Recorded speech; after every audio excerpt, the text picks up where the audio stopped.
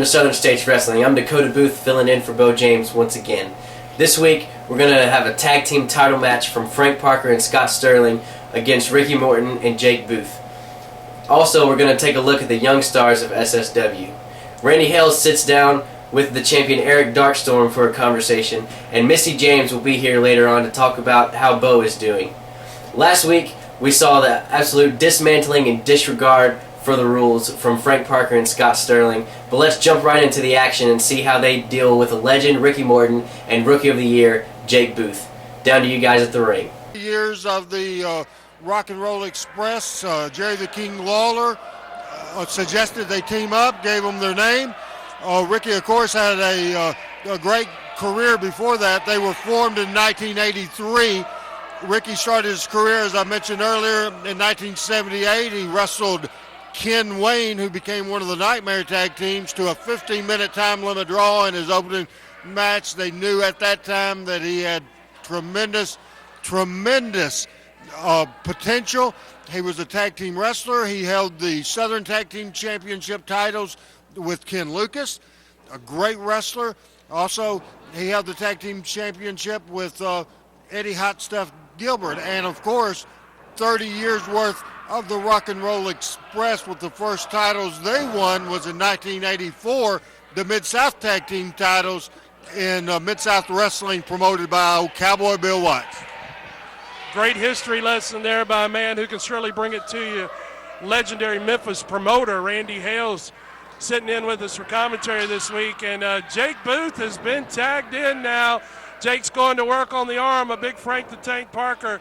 And, of course, this situation between Jake and Frank and Scott, has just been building and heating up. But last month, Frank Parker attacked Misty James, and, Jake takes that a little personally as well, Absolutely. Of course, Jake, the nephew of Beau James. This is my first opportunity to see Jake, as he's in trouble with the veteran, but he holds on to it and ends up going for the arm bar. This is my first opportunity to see Jake wrestle. I've talked a lot to Beau about how his career's coming along. I actually had lunch today with the entire James family, and we're talking to Jake about his wrestling career. He has the size, about 240 pounds. He's just 18 years old. He's from Fall Branch, Tennessee. He's the youngest member in the ring right now. But the whole James gang, known Beau for years, have a lot of fight in them, and family is the most important thing in the world. And when that no good Frank Parker and Scott Sterling attacked Misty James, I was here for that. One of the most disgusting things I've ever seen in my life. That brings the whole family in. That brings Beau's mama in, and Beau's sister, and the brother-in-laws. Everybody. They're a tight family, and they stick together. And Jake's going to do everything he can to get a little payback for Misty. Absolutely, Randy. Great point there. Frank's been able to make that tag as Scott Sterling's coming out. As Jake caught him right there and dropped him down. He's got that arm bar. Jake's ready tonight. He's on a good level. He's not overexcited. He seems to be very steady, very calm, very cool. I spoke with him in the locker room earlier, and he was ready for this match. And I think Ricky Morton, who's just been tagged in, has had a lot to do with that, Randy, as I think Ricky has been working with Jake, been talking to Jake, been coaching Jake, been getting him ready, not only physically, but mentally, to take on these veterans. There is nobody better, I think, as a tag team wrestler in the history of professional wrestling than Ricky Morton. You said it earlier, 30 years with Robert Gibson, they still team up. Ricky Morton was born to be a wrestler. His father was a wrestler and a referee. He was born for this profession, and I'm telling you, Ricky Morton is just a great competitor. He knows all the tricks in the trade, and he masters tag team wrestling, and I can guarantee you, he's had Jake Booth in counseling sessions where he's got my mind, because the crowd is so supportive of Jake, and Frank, or Jake and Ricky, that they're the third man in the ring, and that really helps. And now, I don't know if they made a tag. I think they might be playing a little fire. Did you see a tag there? Can't say I did, actually. They made a little mystery tag on him. As long as the referee didn't see it. Going way back, Ricky grew up watching the fabulous one himself, the legend, the late Jackie Fargo, and that's a trick out of Jackie Fargo's book. And a knee to the back of Jake. That's the first time in this match, and now here we go, double teaming, Sterling being vicious. This is the thing.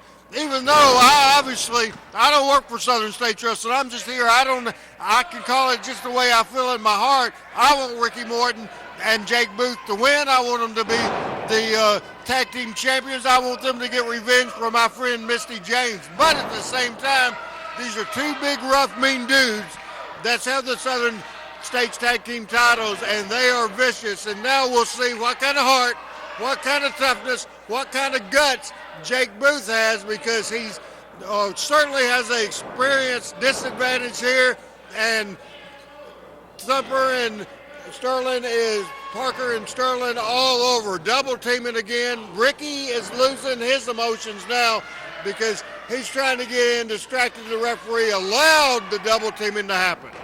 Yep, absolutely. Great point there. And Frank and Scott are taking full advantage of this as they've got Jake now. Frank going right to the eyes there, ripping and tearing at the facial features of young Jake Booth. And Morton, again, like Randy was saying, that emotion is riding in. That emotion is coming in too much into this matchup. As Scott Sterling, Frank Parker now, they made the exchange with no tag made there. And Scott Sterling now has Jake Booth in a reverse chinlock position, driving that knee into the back, wrenching back on the neck and the head, as the tag team champions have the advantage, at least for the time being. And let's see if Morton can get everything back on a level keel and wait for that tag, Randy. Now you can tell by Jake.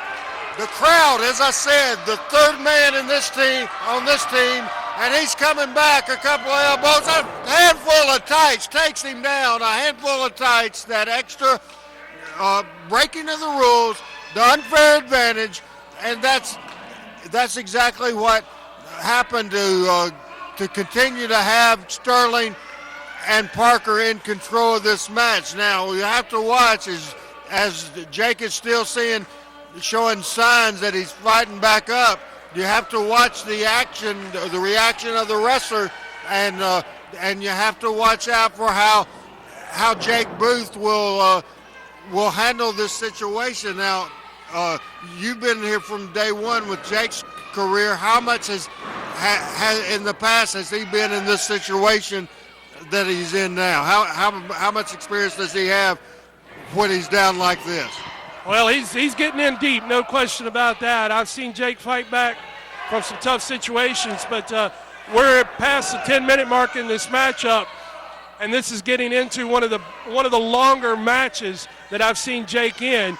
So the endurance factor is going to come in here. But I tell you what, Frank Parker just dropped a knee right to the forehead of Jake, and I'm amazed that the kid can fight back, but he's trying with everything he can. And Frank Parker went right to the eyes right there, ripping at the kid's eyes again. Ricky Morton is getting emotional because he can't take seeing Jake abused in such a fashion. The tag was not made again, but they certainly made the exchange, as Scott Sterling now is in the ring, and Scott Sterling is laying the punishment to Jake. Now it's getting crucial that Jake get over and make that tag to Morton. Absolutely. Jake Booth is in bad need of a tag to the Rock and Roll Express as Ricky Morton, and this is going to be an opportunity to do it. I hope he has the sense to know where he's at. He needs to get over there and make the tag with Rick Morton. He needs a tag. He took a lot of punishment, and he's going to make it. He's going to make it. A tag on Ricky Morton. Here we go. Here comes the veteran. He's going to town. A big right hand. Here comes Jake. All four guys are in the ring, and we have a Pierce 6 brawl going on here on Southern States Wrestling. They go to send them together. Ricky's leading the team. They put them together. They need to go and go for a finishing move to get it going. Jake is emotional. He has him in the corner. hooks the legs, foot on the ropes, and a count of three. A count of three. He was in the corner, foot on the ropes, the 1, 2, 3, and the winners and still the tag team champions. Right there, you saw the tag team champions just throwing the rule book out the window again, and everybody's kind of getting fed up with their dirtiness, so lots of people are challenging them for their belts. Joe Wheeler caught up with him after the match, so let's see what they had to say to him. Mac McMurray's been working overtime on this one. It will be tag team champions Scott Sterling and Frank the Tank Parker here with me now, taking on Jake Booth and a mystery partner, a friend of the James family. And that encompasses a lot of area, guys. We're talking possibly Dutch Mantel, possibly Jerry Lawler. Jimmy the Boogie Woogie Man Valiant may step in the ring as a wrestler. There's really no telling. Could be Ricky Morton. Scott Sterling, what are your thoughts on this one? Well, we know it's not a family member because we put the rest of them out. Cousins, uncles, nephews, brothers, sisters, who they're going to bring in. Roy, bring in Mama Faye. It's not going to be a family member because there is no more family left. We've done crippled them all. We've done crippled them, Joe. If they want to bring in a friend, bring in a friend. Is that what you want to do to your friend? You want to end up them being crippled too? Then bring your friend on in because we don't care.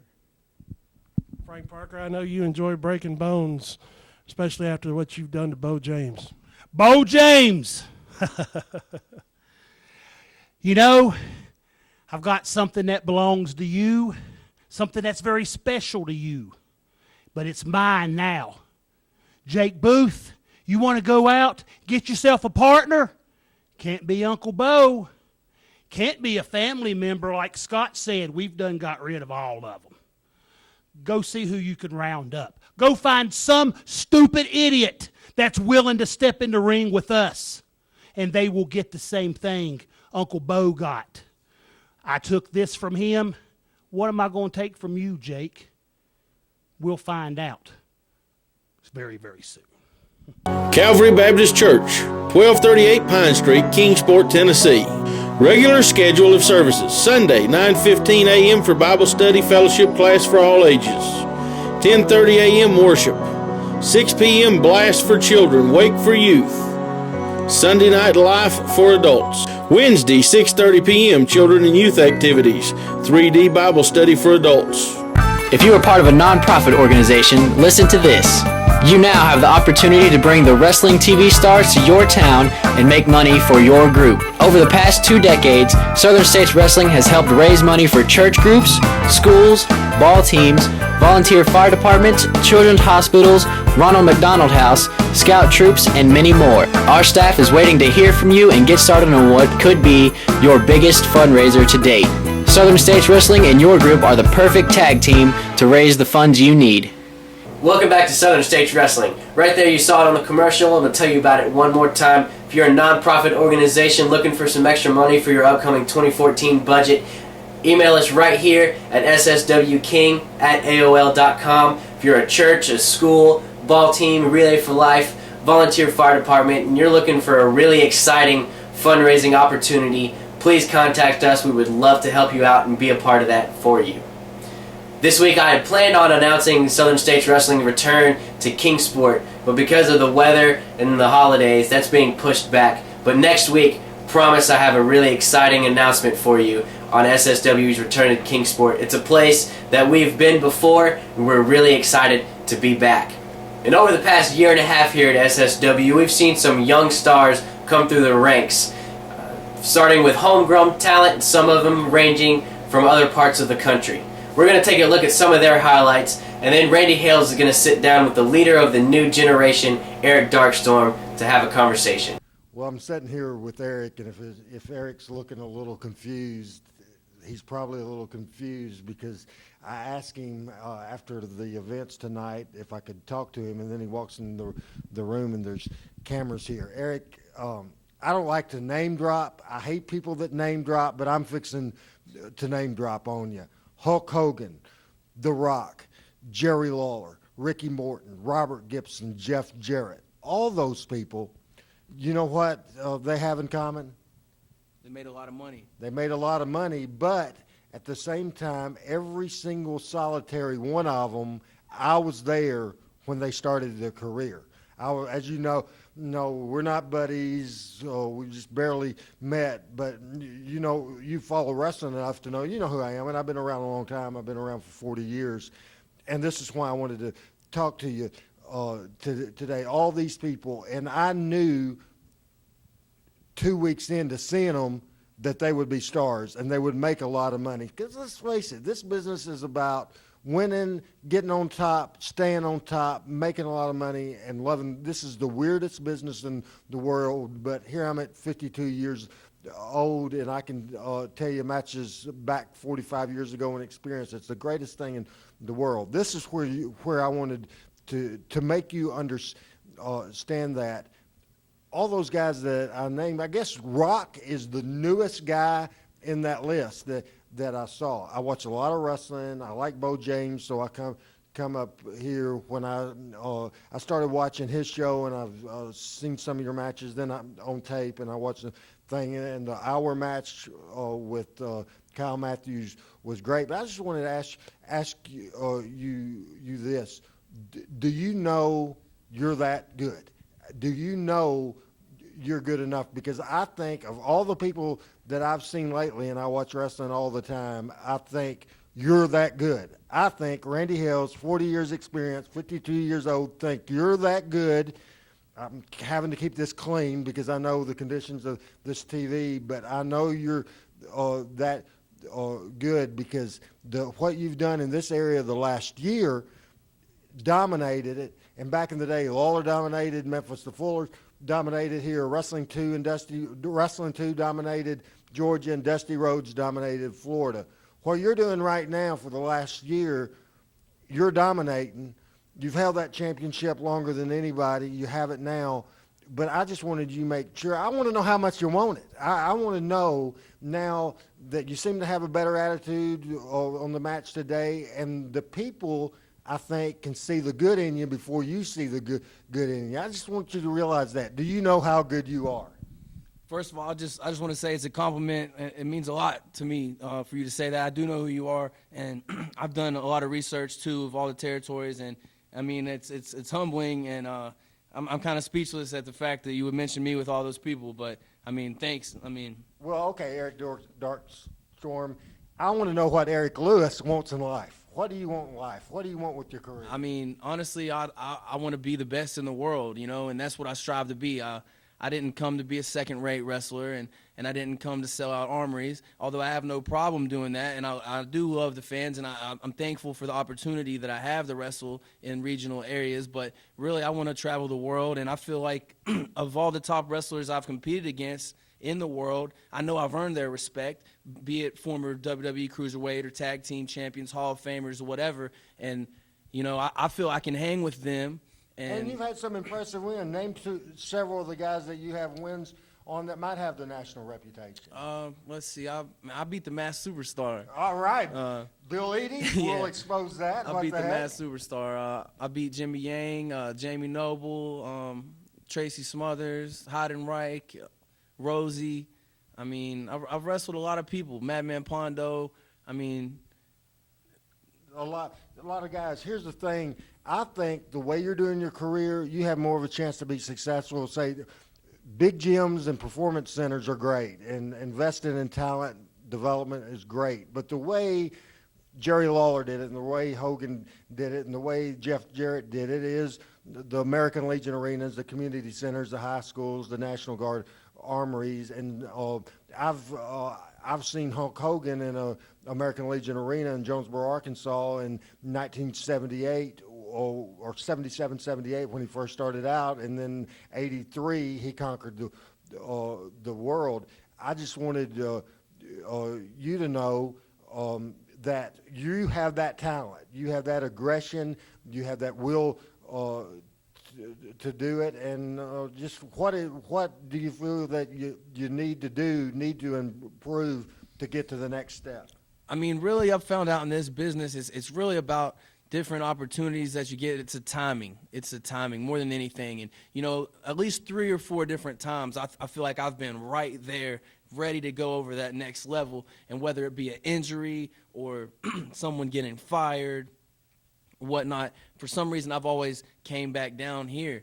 And, you know, I feel that I have paid my dues the right way, the way that people did 20 years ago. I've been wrestling the last 13 years. I've wrestled in over 30 states, from California to Florida to New York to Michigan to Texas and everywhere in between. And I've honed my craft, and I feel the advantage that I have against someone else out here that's just starting is I am coachable, but at the same time, I've went out here and tried to perfect my craft, and I've studied taste for hours and hours and hours. And I really feel like the training program I'm on right now and what I'm working at is going to take me to where I need to go, to where you think I'm capable of going. And I think the sky's the limit right now as long as I can stay healthy. Winners never quit, quitters never win. I think you have to have people on your side. Maybe you realize that. How did that feel the last match you had, where all of a sudden, instead of them booing you out of the building, that extra support from the people, how did that make you feel emotionally? I mean, honestly, it did make me feel good, and I think you hit the nail on the head when you said that maybe they saw the good in me before I saw it in myself, because, you know, I've came out here and wrestled in this area before, and you know, they didn't really like me that well. But, you know, after seeing me dominate, like you said, for a couple years, and seeing me really hit people hard and win a lot of matches, I think they believe in me now, and maybe that's something I can use to help motivate me. But you have to continue to be tough, not take crap from your opponents, and I would advise you to wrestle the same way that you wrestle. Just do it against the different people, and I think the fan support will help you. But I just wanted to do this. I went to the producers and I said, because I sometimes there's a old saying, you never get everything out of life until you help somebody else get everything they want out of life. And I love this business. I love professional wrestling with a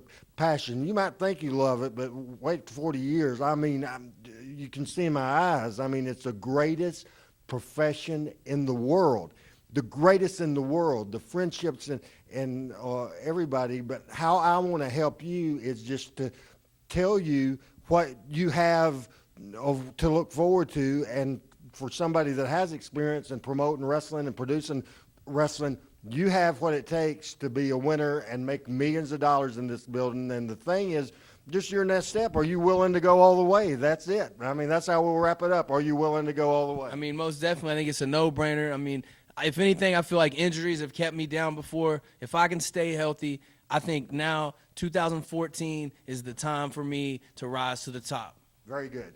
Thanks, Randy. Good luck, man. Right there you saw Eric Darkstorm, who's been champion going on a year and a half strong now. He's defended that title all the way from South Florida up to West Virginia, even took it on tour to the Rocky Mountains, and next week he'll be defending that same title right here on SSW versus Thorne. Before we go to break, I want to give a special shout out to our fan of the week, Butch from Charlotte, North Carolina. Butch, we know that nobody follows SSW quite like you, so we're going to send you a personal fan package straight from our headquarters full of pictures, DVDs, autographs, and you know what? We completely agree with you. We're really glad that loudmouth manager's gone too. Stick around. When we come back from break, our ladies champion, Misty James, will be in the house to talk about Beau.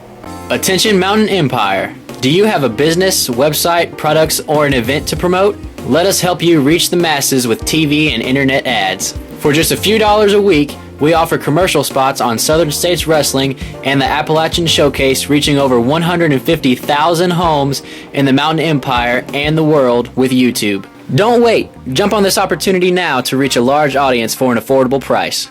Email sswking@aol.com for all the info. Advertising packages you cannot afford to pass up.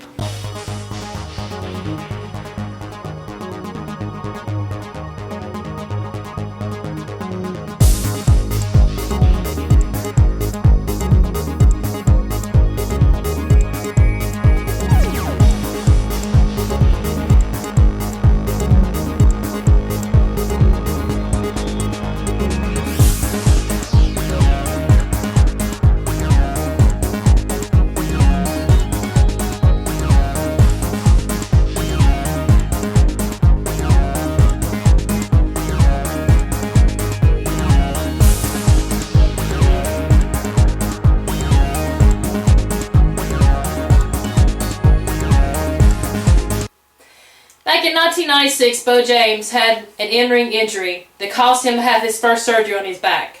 Kept him out of wrestling for several months, but he didn't stop there. He got himself better, he got himself prepared, he got back into the wrestling business. Everyone knows Beau. Knows that that's the most important thing in his life. He loves wrestling, he eats it, he breathes it, he dreams it. He works so hard for the wrestling business. He still does to this day. Now, Christmas night, a lot of the fans there, they saw what happened to Beau James. Frank Parker, Scott Sterling, they've all had history with Beau. Frank has had many matches with Beau, along with Scott Sterling. They know how to injure Beau. What the injury that he had on his back in 96. They studied up on that. They heard about it, they read the reviews, they watched the tape, they seen what happened. So they got together, they came up with a strategy to try to keep Beau out of business. Christmas night, I came to the ring, with my bat. What I was doing with this bat was to keep Scott Sterling from getting involved in a wrestling match between Beau and Frank Parker. Last thing I know, I'm trying to keep Scott Sterling from getting into the ring. I also had this bat there with me to keep Frank Parker from touching me again, like he did Thanksgiving night. But things started turning around and went for the worse. What happened Christmas night, I kind of blame myself for it because I brought this out there to protect us. And it all turned around and Frank Parker started using his bat on my husband. Scott Sterling started using his bat on my husband. I begged him, please, to stop. Fans begged him, please stop. Stop hurting Beau. Stop hitting him. You just constantly hit him and hit him and hit him and hit him. You even attacked Boogie, our dear true friend. But you hit him and you beat him and you beat Beau and you beat Beau until he could not stand up. Frank Parker, Scott Sterling, what you did to Beau that night, it was just uncalled for. You guys are sick. You're pathetic. You're no good. You're pathetic. The words I want to say, I cannot say them. God forgive me. But I went back that night and Joe told me the interview that you'd cut on my husband. The interview where you talked about how you was trying your best to get Beau James out of the wrestling business, how you was torturing our family for hurting Beau James. The pain that you put us through. Every time you hit Beau with this bat, we felt his pain.